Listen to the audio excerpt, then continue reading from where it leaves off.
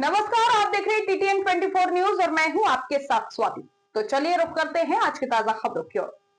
पेदापल्ली में राजनीतिक सरगर्मी बढ़ गई है और कांग्रेस सरकार पर तीखी आलोचना कर रहे बीआरएस नेताओं ने आज जनता को यह दिखाने के लिए कि कांग्रेस सरकार किस पर कितना बकाया है, गांव-गांव, घर-घर जाकर दिखाने के लिए कांग्रेस बकाया कार्ड का विमोचन किया और यह कार्यक्रम पेदापल्ली बीआरएस पार्टी कार्यालय में आयोजित किया गया। आपको बता दें कि पेदापल्ली बीआरएस जिला पार्टी कार्यालय में यह कार्यक्रम हुआ। वहीं पेदापल्ली विधानसभा क्षेत्र इंचार्ज और पूर्व विधायक दासरी मनोहर रेड्डी की अध्यक्षता में बकाया कार्ड जारी किया गया। वहीं कार्यक्रम में मुख्य अतिथि के रूप में पूर्व मंत्री कोपुल्ला ईश्वर उपस्थित रहे और इस अवसर पर पूर्व मंत्री कोपुल्ला ईश्वर ने कहा कि कांग्रेस सरकार ने 22 महीने के शासन में जनता से किए गए 6 गारंटियों को पूरी तरह भूल गई है। अब जनता से किए गए वादे केवल बकाया कार्डों के रूप में ही रह गए हैं, ऐसा उन्होंने आरोप लगाया। वहीं कांग्रेस सरकार द्वारा दी गई 6 गारंटियों में किसान, महिलाओं, बेरोजगारों, बुजुर्गों और पेंशन धारकों से किए गए वादों का विवरण इस बकाया कार्ड में शामिल किया गया है। आपको बता दें कि हर वादे के सामने यह दिखाया गया है कि कोई भी वादा पूरा नहीं हुआ है और कांग्रेस सरकार अब भी जनता की देनदार है, ऐसा बीआरएस नेताओं ने कहा। देखिए रिपोर्ट। बीआरएस पार्टी कुटुंब सभ्युలందరూ కలిసికట్టుగా ఐకమత్యంగా పనిచేయాల్సిన అవసరం ఉంది। ఈ తప్పుడు మాటలే మన విజయానికి తోడ్పడే విషయాన్ని మనం గుర్తుపెట్టుకోవాలి। ఇవాళ ఎన్నికల సందర్భంగా కాంగ్రెస్ పార్టీ 6 గ్యారెంటీలు 420 హామీలు ఇచ్చింది। 6 గ్యారెంటీలు 420 హామీలు ఇచ్చింది। దీంట్లో ఏ ఒక్క హామీని కానీ ఏ ఒక్క గ్యారెంటీ కానీ పూర్తిగా నెరవేర్చరు। వాటిని కాంగ్రెస్ పార్టీ ఎన్నికల సందర్భంగా ఏదైతే వాగ్దానం చేసిందో, ఏదైతే హామీ ఇచ్చిందో ఆ హామీలను మనం ప్రజలకు గుర్తు చేయాల్సిన అవసరం ఉంది। ఆ అవసరం ఉన్నదన్న ఉద్దేశంతోనే ఇవాళ ముఖ్యమైనటువంటి ఒక 10 అంశాలని బాకీ కార్డులు మనం ఇవాళ ప్రజల దృష్టికి తీసుకెళ్లి ప్రతి ఇంటింటికి, ప్రతి కార్యకర్త, ప్రతి వ్యక్తికి మనం చేరవలసిన అవసరం ఉంది। మన ప్రజల్లో ఏదైతే అబద్ధం చెప్తా ఉందో, మోసం చేస్తా ఉందో వాటికి తెలియజేయాల్సిన బాధ్యత మనకు ఉంది। ఆ తెలియజేసేటువంటి కార్యక్రమం కాంగ్రెస్ పార్టీ ఏవైతే వాగ్దానం చేసిందో ప్రతి నెల ఒక కుటుంబానికి, ఒక వ్యక్తికి ఎంతైతే ఇస్తాని చెప్పకుండా ఉన్నదో, ఉదాహరణగా ఒక ఇంట్లో పెన్షన్ ఇస్తా అని చెప్పిన గౌరవ తొలి ముఖ్యమంత్రి కేసీఆర్ గారు దాని 200 చేసినారు పెన్షన్। కానీ ఈ కాంగ్రెస్ పార్టీ 4000 ఇస్తామని చెప్పి ఆ రోజు ప్రజలకు పంపించడం జరిగింది। అట్లా ఆ విధంగా 22 నెలలుగా 22 × 2000 44,000 రూపాయలు ఒక పెన్షన్ దానికి ఈ ప్రభుత్వం బాకీపడింది। అట్లాగే ఒక 2500 తీసుకున్నటువంటి ఒక చెల్లె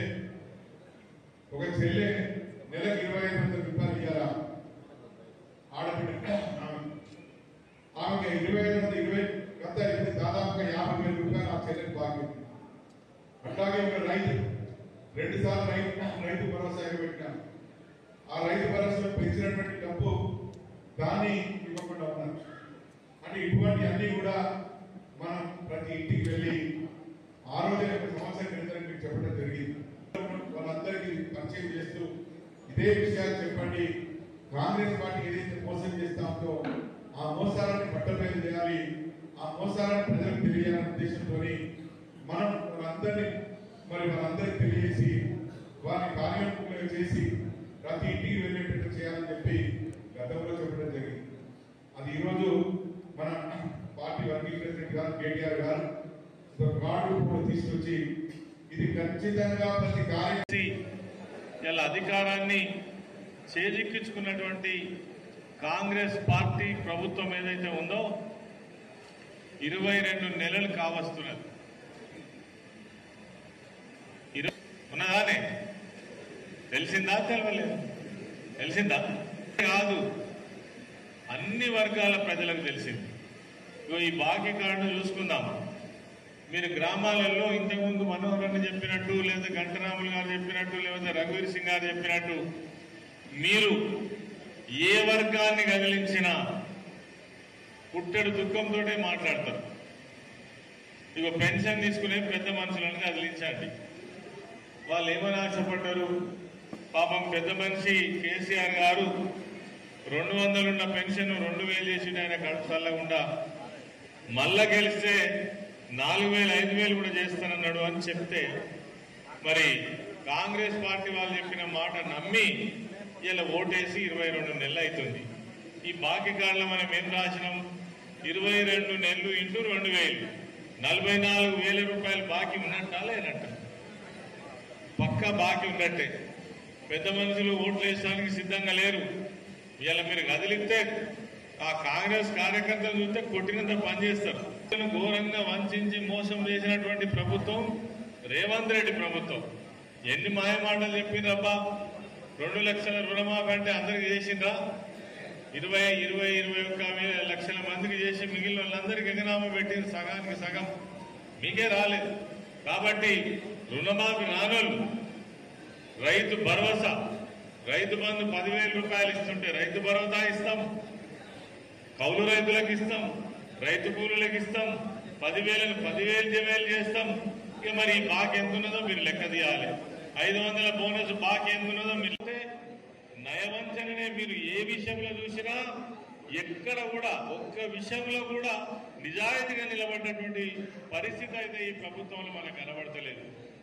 ఇంతకుముందు కేసీఆర్ గారి హయాంలో సవ్యంగా జరిగినటువంటి విషయాలు ఏవైతే ఉన్నాయో, మీకు రైతులకు కావచ్చు, లేదంటే వైద్య సౌకర్యాలు కావచ్చు, కళ్యాణ లక్ష్మి కావచ్చు, ఇప్పుడు ప్రభుత్వ దవాఖానాలన్నీ కూడా ఖతమైపోయినాయి, రెసిడెన్షియల్ స్కూళ్ళన్నీ ఖతమైపోయినాయి. ఈ బెస్ట్ అవైలబుల్ స్కూల్ పిల్లగాళ్ళంతా రోడ్ల మీదకి వచ్చేసిండ్రు. ఏదైతే రెసిడెన్షియల్ స్కూళ్ళకు సంబంధించినటువంటి కిరాయి భవనాలకు అద్దె కట్టకపోతే వాళ్ళు తాళాలేసి స్టూడెంట్లందరూ బయట పెడుతున్నారు. నిన్నటి దాకా మీరే ప్రత్యక్ష సాక్షులు. యూరియా కోసం బారులు తీరి ఎక్కడికక్కడ యూరియా కోసం ఇబ్బందులు పడినటువంటి పరిస్థితి ఇంకా కొనసాగుతూనే ఉన్నది. సరిపోనంత యూరియా కూడా ఇవ్వనటువంటి పరిస్థితి అయితే ఉన్నది. అందుకే ఈరోజు ఏ వర్గాన్ని కదిలిస్తే మాత్రం ఓటేసే పరిస్థితి ఉన్నది కాంగ్రెస్ పార్టీకి.